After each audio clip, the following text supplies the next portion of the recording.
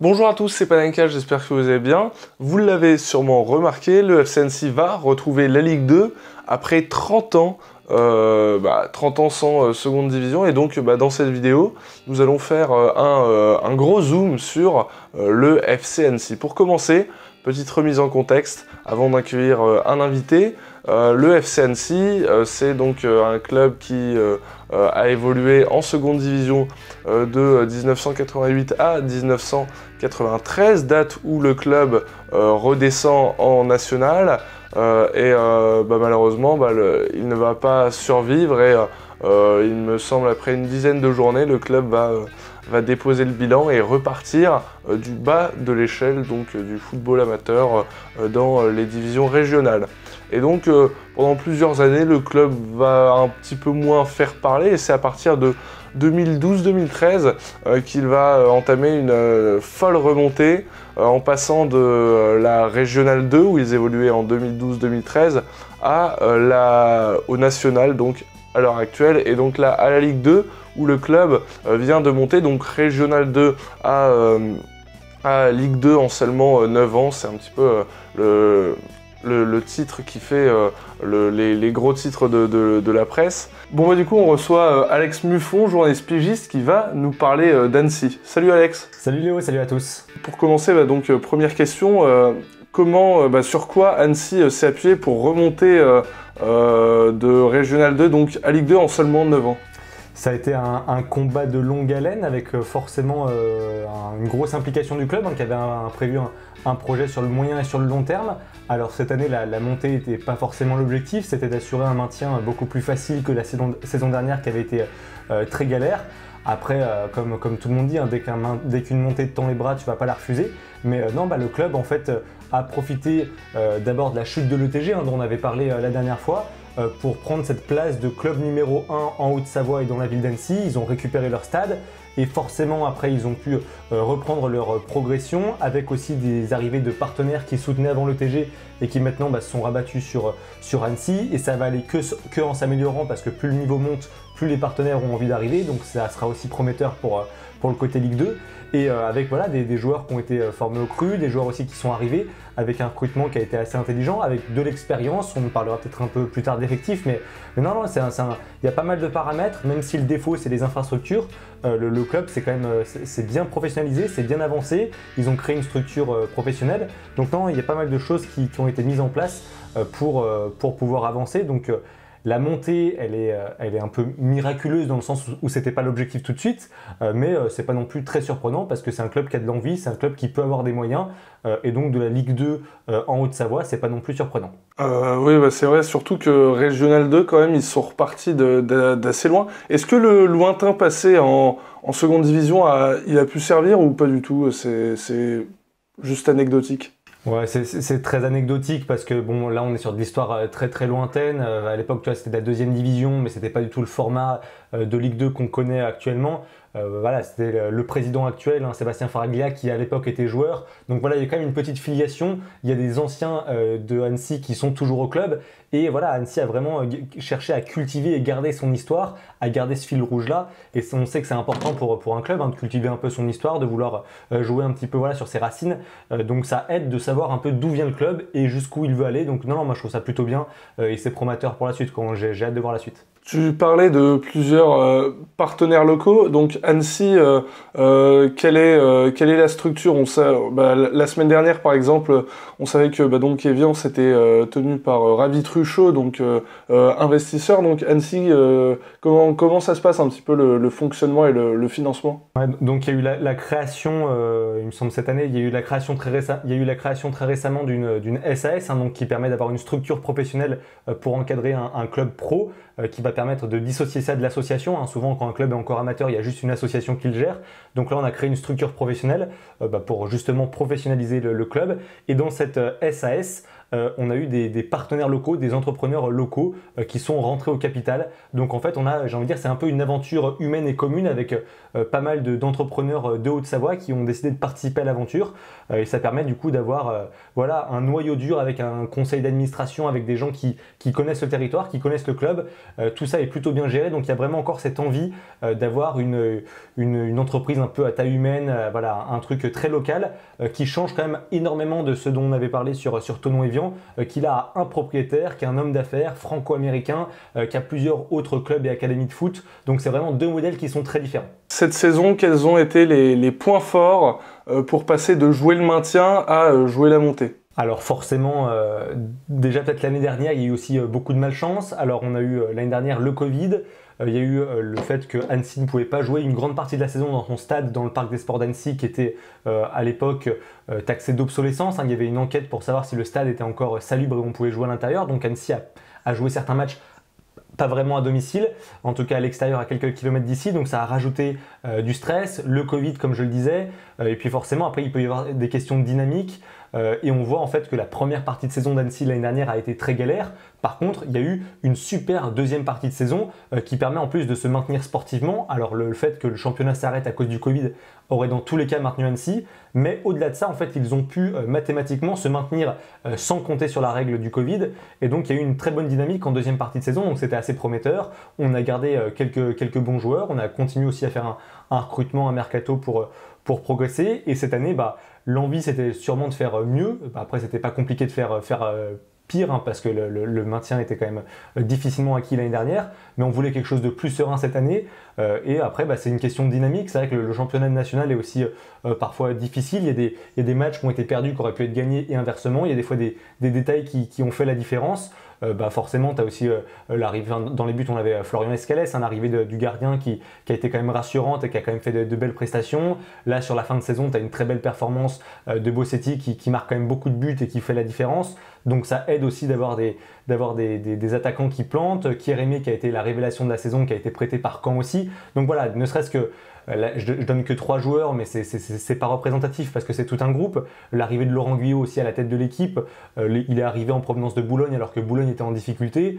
On ne savait pas trop quoi en penser et finalement, force est de constater qu'il a fait du bon boulot aussi, tant humainement que sportivement, c'était apprécié. Donc non, c'est l'addition de tous ces paramètres qui fait qu'Annecy fait une très belle saison. Tu parlais du fait que le club s'appuie pas mal sur sa formation. Qu'est-ce que ça représente un petit peu? Il y a un centre ou c'est encore une petite association qui forme des joueurs? En fait, ce qui est assez intéressant avec le FC Annecy, c'est que de toute manière, vu que Annecy n'a pas encore le statut de club professionnel, il n'y a pas de centre de formation. Ça, c'est des choses qui se débloquent après quand on monte en Ligue 2, donc ça viendra plus tard. Mais il y a quelque chose d'un peu hybride et qui est assez intéressant, c'est qu'il y a la Bontaz Academy en Haute-Savoie, donc c'est j'ai envie de dire une académie un peu privée qui a été montée par Yves Bontaz, qui est un partenaire historique du FC Annecy, qui l'est toujours d'ailleurs actuellement, et qui a donc plusieurs sites un petit peu répartis sur le département de la Haute-Savoie, qui peut accueillir des jeunes avec des équipes de jeunes, des éducateurs, dont des jeunes du FC Annecy et des éducateurs du FC Annecy, mais du coup ça permet à pas mal de jeunes du territoire de s'entraîner dans de bonnes conditions, d'avoir des bonnes conditions d'encadrement, et ensuite, pourquoi pas le FC Annecy, de repérer un petit peu les meilleurs et de les attirer par la suite dans leurs équipes. Donc ça, c'est un truc un peu hybride et un peu unique qui a plutôt fait les affaires d'Annecy. Après, là, je t'avoue qu'actuellement, vu que c'est des très jeunes joueurs, on n'en verra pas tout de suite la portée. Par contre, on voit par le passé ce qu'a déjà pu faire Annecy sur la formation, parce qu'on a des classes des sports-études au collège et au lycée. Et le meilleur exemple que je peux te donner encore aujourd'hui, c'est Adrien Thomasson. Adrien Thomasson, donc, qui a été formé à Annecy puis à l'ETG, qui est passé ensuite à Nantes quand l'ETG a coulé, qui est maintenant l'un des joueurs phares, si ce n'est la star actuellement de Strasbourg, qui participe en grande partie à l'excellente saison de Strasbourg, qui pourrait jouer les places européennes. Donc voilà, Thomasson, il est très attaché à Annecy, il a été formé à Annecy, et d'ailleurs il est actionnaire d'Annecy, donc voilà, c'est un bon exemple, c'est le parfait exemple en fait pour les jeunes qui parfois veulent être formés à Annecy, d'avoir un peu la même carrière que Thomasson. Là, cette saison, s'il y a des joueurs formés au club, est-ce que tu pourrais nous en citer un ou deux si t'en as comme ça? Je crois qu'il y a l'ailier Fillon, si je me trompe pas. Ouais, on a quand même des joueurs, au-delà des joueurs même formés au club, tu as des joueurs qui ont un énorme passé en fait au FC Annecy, et c'est ça qui est sympa aussi sur cette aventure humaine dont je te parlais. Jonathan Goncalves, qui est un des tauliers en défense centrale, qui a été capitaine de longues années. Il est au club depuis 25 saisons, donc en fait il a que connu le FC Annecy, et sûrement que l'année prochaine il pourrait connaître son premier contrat en tant que professionnel. Donc en fait c'est ça qui a fait partie de la recette du FC Annecy, c'est qu'on avait des cadres, des joueurs d'expérience qui avaient connu le plus haut niveau, comme Bossetti, comme Pinto Borges, mais on a aussi des joueurs qui ont tout connu avec Annecy, qui ont connu toutes ces montées successives, qui ont connu toutes les galères et qui savent aussi d'où vient le club. Donc tant pour le côté expérience avec des joueurs qui ont connu au-dessus que des joueurs qui connaissent très bien Annecy, ça a fait vraiment un bon mélange pour permettre à Annecy de jouer vers le haut et de connaître ses valeurs et son histoire. Tu étais au stade lors du dernier match. Il y a un réel engouement derrière Annecy, ou c'était surtout parce que c'est la montée? Alors c'est la question maintenant, ça va être de savoir comment va réagir le public pour ensuite aller voir de la Ligue 2. Forcément, là, 13 500 personnes, donc guichet fermé, on ne peut pas faire mieux dans la configuration actuelle du Parc des Sports d'Annecy. Le TG avait fait mieux parce qu'ensuite en Ligue 1, on avait rajouté une tribune en virage sud, mais donc là, on ne peut pas faire mieux. Donc 13 500, c'est énorme.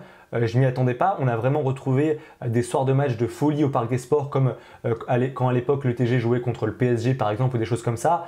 Après, je ne me fais pas d'illusions, l'année prochaine en Ligue 2, quand ça va jouer des clubs de milieu de tableau, ou quand on va être en plein milieu de l'hiver dans des matchs où ça sera pas terrible et où il va faire très froid, parce que l'hiver est quand même très rude en Haute-Savoie, le stade sera pas plein. Après, je pense que ça va attirer des curieux beaucoup plus qu'en national. On va jouer en Ligue 2, il y aura de la Coupe de France, il peut y avoir quand même des équipes assez sympas, potentiellement Bordeaux et Saint-Etienne, même si je leur souhaite pas de descendre, mais il peut y avoir des affiches attractives avec des clubs intéressants, beaucoup plus qu'en national, où certains sont pas très intéressés par le 3e niveau national. Mais en tout cas, quand on voit l'effervescence, certains vont dire que les supporters et les spectateurs d'Annecy se réveillent au dernier moment. Alors oui, bien sûr, mais c'est un événement historique, donc on avait envie de le vivre.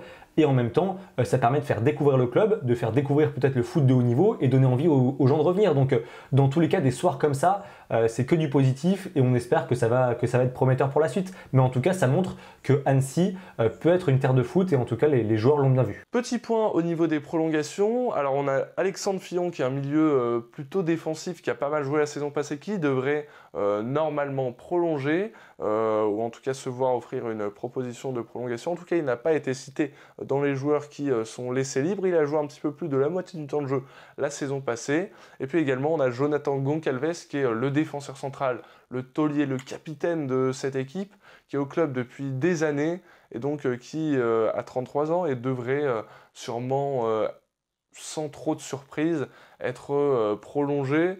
En tout cas, on sait que c'est quand même quelque chose d'important, la continuité dans un effectif. Certes, Annecy perd quelques joueurs, mais c'est surtout en fait des remplaçants qui n'avaient pas énormément de temps de jeu, ils sont laissés libres. On peut noter qu'il y a quand même le 2e et le 3e gardien qui ne sont pas conservés, donc sûrement qu'on verra Annecy recruter à minima une doublure. Et sinon, bah oui, on a Nico Garbi, qui était un latéral historique d'Annecy, qui est au club depuis moult saisons, un petit peu plus d'une dizaine d'années il me semble, qui lui n'est pas prolongé, mais il avait que très très peu de temps de jeu la saison passée. Et autre joueur notable, bon, on a Soumaré qui va retourner à Lyon, mais qui n'a pas beaucoup joué. C'est surtout Pinto Borges, qui a eu pas énormément de temps de jeu cette saison, un peu plus de 25%, qui a 36 ans, mais qui a quand même connu la Ligue 2. Alors il aurait peut-être pu être prolongé, sachant que, bon, quand même joueur d'expérience qui a connu le championnat, mais non, bah, finalement, Annecy ne le prolonge pas. C'est peut-être une bonne chose. Ça veut peut-être dire que le club va investir sur de meilleurs joueurs. En tout cas, bon, il n'avait pas énormément joué la saison passée, donc il va se retrouver libre. Il y a un gros volet qui va s'ouvrir avec ce mercato, parce qu'on parle d'un budget qui devrait doubler normalement pour l'année prochaine. Donc on devrait avoir un budget à Annecy aux alentours de 8 millions d'euros, ce qui est plutôt pas mal. Mais on voit que de toute manière, maintenant, le ticket d'entrée en Ligue 2, pour être un peu ambitieux, ou en tout cas pas se faire torpiller d'entrée, il est de plus en plus élevé. Donc là, de toute manière, il va y avoir des droits télé, ce qui change jusqu'à présent. Donc à eux de bien gérer l'argent. Va falloir essayer de garder les joueurs qui ont été très prometteurs cette saison. On parlait de Kérémé qui a été la révélation en national, mais ça va être compliqué. Il était prêté par Caen, donc à voir comment ça se passe. Bossetti qui a aussi été un super rendement en fin de saison qui pourrait être intéressant à garder aussi. Donc voilà, c'est compliqué en fait quand c'est un club qui monte parce que tes meilleurs joueurs ont intéressé des clubs qui ont peut-être plus de moyens et plus d'ambition que toi en Ligue 2, mais tu as envie aussi de jouer avec tes armes. Donc on va voir comment se passe ce mercato, mais il va être très important pour justement essayer de se maintenir l'année prochaine en Ligue 2, sachant qu'il y a 4 descentes l'année prochaine en Ligue 2 dans ce projet de la LFP d'avoir une Ligue 2 à 18 clubs d'ici 2 ans. Donc, mais forcément, chaque année pour l'instant, le mercato du FC Annecy a été plutôt cohérent, plutôt réussi, avec parfois des joueurs d'expérience, des joueurs un peu connus. C'est vrai que sur le papier, on a eu Anthony Le Tallec, on a eu Olivier Sorlin, Cédric Barbosa qui avait joué à l'ETG, là donc on a Bossetti. Donc il y a toujours des noms un peu bling-bling qui viennent et qui peuvent permettre... Ahmed Kachi, Jordan Adeoti la saison passée, je m'en souviens, c'est quand même 2 joueurs expérimentés de la Ligue 2, même si Adeoti est parti. Exactement, et puis là cette année aussi Steven Pinto Borges qui a joué aussi au GF38 et qui a apporté beaucoup d'expérience au milieu de terrain, que ce soit pour des cadres de vestiaire et même sur la pelouse. Donc non, pour l'instant les mercatos d'Annecy sont plutôt bien gérés, plutôt réussis, donc je leur souhaite que ça continue parce que ça va être obligatoire de faire un bon recrutement pour rester en Ligue 2. Du coup, force et faiblesse, on les a un petit peu abordées, tu as parlé surtout des infrastructures en faiblesse, t'en vois d'autres? Non, la faiblesse principale, tant le club, le coach que les pouvoirs publics sont au courant. Le stade, tu pourras rien y faire. C'est le stade à l'époque de l'ETG qui a même des dizaines d'années. Il est classé, il y a une piste d'athlétisme, on ne va pas pouvoir trop modifier là-dessus. Et de toute manière, le stade, il est quasiment aux normes pour la Ligue 2 parce que l'ETG avait joué dans ce stade-là, dans cette configuration actuelle. Donc au niveau de l'éclairage, il est nickel. Va juste falloir sécuriser pour faire un parquage visiteur, avoir des vidéosurveillances et faire un PC sécurité parce qu'il y aura beaucoup plus de sécurité en Ligue 2. Mais au niveau vraiment du budget sur le stade, il ne va pas y avoir grand-chose à changer. Par contre, le point noir cette année, et tout le monde l'a dit, et ça a été vraiment une épine dans le pied des joueurs et du staff, c'est qu'il manquait un centre d'entraînement. Annecy a dû aller jouer dans pas mal de terrains aux alentours de la ville d'Annecy, dans des clubs un peu amis qui leur prêtaient leur pelouse, parce qu'en fait, les annexes du parc des sports, c'est surtout des stades qui sont synthétiques, et eux ont besoin d'une pelouse naturelle pour s'entraîner. Donc il y a des stades normalement en contrebas qui devraient pouvoir être récupérés par le stade. Par contre, il faut les sécuriser, il faut entretenir la pelouse. Donc il va y avoir un gros chantier aussi à faire cet été. Tout le monde, je pense, est au courant de ça, mais le club a vraiment envie de progresser, d'y installer son centre d'entraînement, son centre de formation. Le maire a donné le coup d'envoi de la rencontre, il a vu qu'il y avait 13 500 personnes. J'étais quasiment à côté du maire d'Annecy dans les vestiaires quand on a célébré la montée. Donc je pense que maintenant le message est passé et qu'on commence à prendre le projet au sérieux. Je pense on a à peu près fait le tour. Pour terminer, j'ai une question donc de Jus qui a été posée sur la vidéo où tu étais apparu de l'ETG. D'ailleurs, si vous ne l'avez pas vu, n'hésitez pas à aller la voir. Y a-t-il réellement de la place pour 2 clubs en Savoie, donc avec Grand Genève et Annecy FC? Sinon, lequel a le plus de chances de s'imposer sur son territoire? C'est vrai qu'on peut même pour l'instant en rajouter 3. Donc on a Annecy là actuellement qui monte en Ligue 2. On a le GFA Rumi-Vallière qui se bat pour se maintenir en N2, donc en 4e division, et Thonon qui devrait monter en N2. Donc on va avoir 2 clubs qui sont en N2, donc en 4e division, et un club en Ligue 2.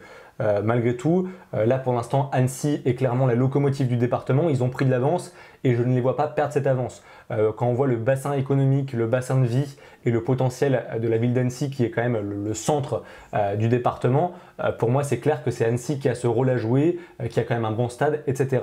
Après, il n'empêche que Thonon, pourquoi pas, va pouvoir pallier son retard petit à petit, même si là pour l'instant cette fin de saison est un peu laborieuse.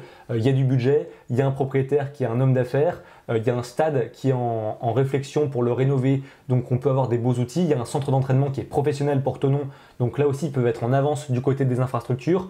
Par contre, voilà, l'écho au niveau du public n'est pas le même. Je suis allé voir récemment un match de Thonon, il y avait au maximum 800-900 personnes. Là, on en avait 13 000 à Annecy. Alors, les niveaux ne sont pas les mêmes, mais forcément, Annecy a de l'avance, elle va le garder. Faut pas oublier qu'à proximité, on a aussi Grenoble, le GF38. On a aussi d'autres clubs dans la région qui peuvent attirer du monde. Mais moi, pourquoi pas avoir un club à terme en national, en future Ligue 3 ou en 3e division, un club en Ligue 2, et même avoir 2 clubs de Haute-Savoie en Ligue 2, pour moi, ça serait pas non plus déconnant parce qu'on peut avoir des infrastructures, on a des cadres de vie qui sont attractifs, on a des partenaires qui sont prêts à mettre de l'argent, avec des partenaires qui peuvent potentiellement venir de Suisse pour Grand Genève, des partenaires qui viennent plutôt de Savoie pour Annecy. Donc non, il y a un vrai terrain économique et sportif pour au moins un club.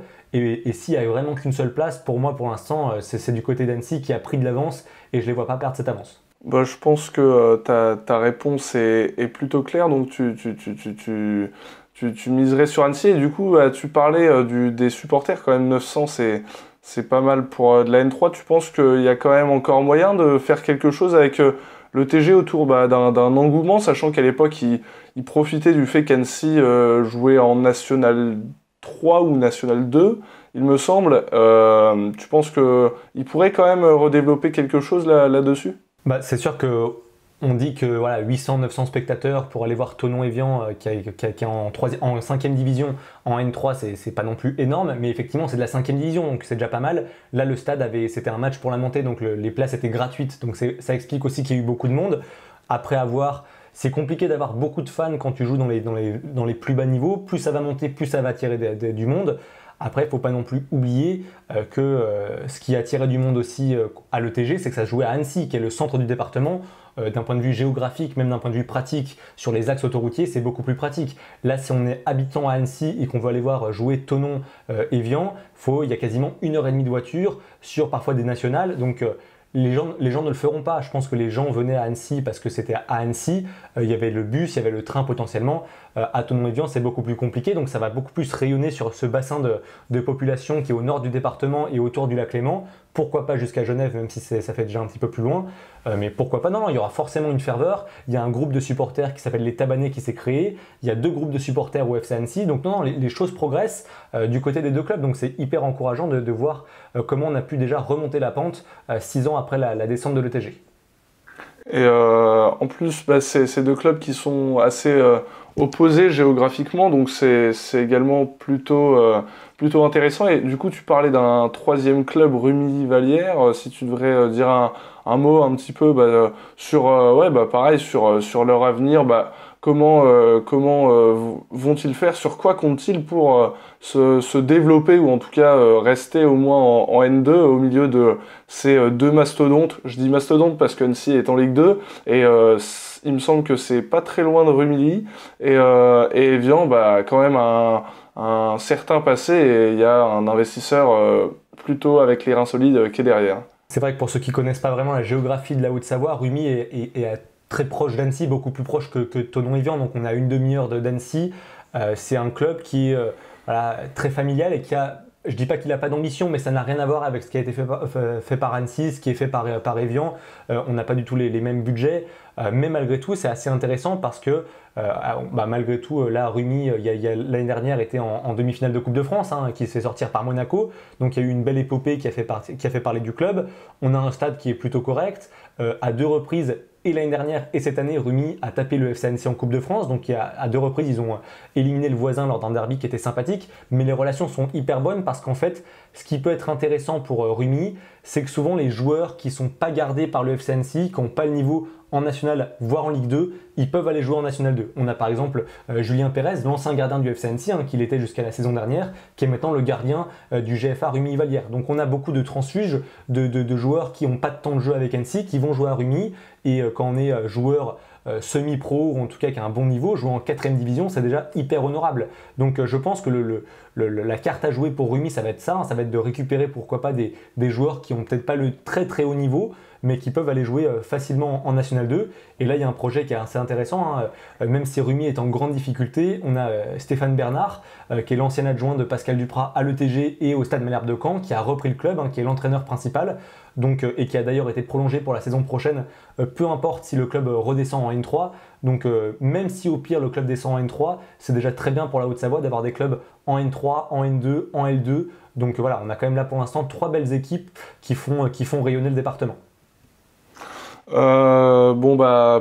Pour finir Alex, je te laisse si tu veux faire ta petite promo et puis conclure un petit peu sur la montée d'Annecy en Ligue 2. Ouais, ça a été, en tout cas, j'ai l'impression que je viens toutes les semaines. Alors je pense qu'on a épuisé tous les sujets là pour l'instant sur cette fin de saison parce qu'on a parlé de Thonon, on a parlé d'Annecy, et là on a plus trop de sujets sous le pied. Mais on a même abordé Rumilly-Vallière. voilà. Mais voilà, en tout cas, c'est vrai qu'en fait le département est hyper intéressant, il y a plein de choses à montrer. Donc c'est bien d'avoir un département qui est moteur, des équipes qui sont moteurs pour faire avancer le foot. Donc voilà, moi j'avais parlé de ces 2 projets sur mon documentaire qui s'appelait Sur les ruines de l'ETG, que les gens n'ont peut-être pas vu, donc j'invite les gens si jamais à aller le voir, et puis aller voir la première vidéo qu'on a fait avec Léo sur Thonon-Évian, parce que voilà, c'est 2 projets différents, 2 identités différentes et 2 modes de fonctionnement différents. Donc c'est ça qui est intéressant, c'est de voir à quel point, avec 2 points de vue qui sont plutôt opposés, qui descendent du même club, grosso modo, on arrive à avoir 2 identités différentes, 2 projets différents, et qui tous les 2 peuvent faire parler du foot en Haute-Savoie. Et bien voilà, j'espère que cette vidéo sur Annecy vous aura plu. En tout cas, un grand merci à Alex d'avoir accepté de s'être auto-invité, puisque c'est quand je lui ai dit que j'allais faire une vidéo sur Annecy, c'est lui qui m'a dit « Hop, je suis encore là, j'étais là pour Évian, je serai toujours là ». Et donc merci Alex d'être venu, c'est super, et ça a permis un petit peu de nous éclairer en tout cas sur ce club qui est le FC Annecy. En tout cas forcément, on aura un petit œil sur ce club qui va retrouver Ligue 2 l'an prochain, et un œil en tout cas cet été sur le mercato qui, on le sait, sera primordial si les Savoyards veulent se maintenir en Ligue 2. En tout cas, c'était Panenka. Peut-être qu'il y aura la semaine prochaine, en cours de semaine, une vidéo sur les barrages.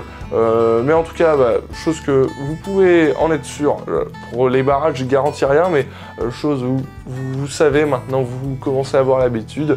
Rendez-vous vendredi prochain à 17h30 pour une nouvelle vidéo. Moi, je suis très content d'avoir repris ce rythme, et j'ai l'impression que ça plaît à certains, et on va essayer de continuer sur cette lancée. Sur ce, c'était Panenka. Merci à tous d'avoir suivi cette vidéo. Abonnez-vous, likez, partagez. Tchuss!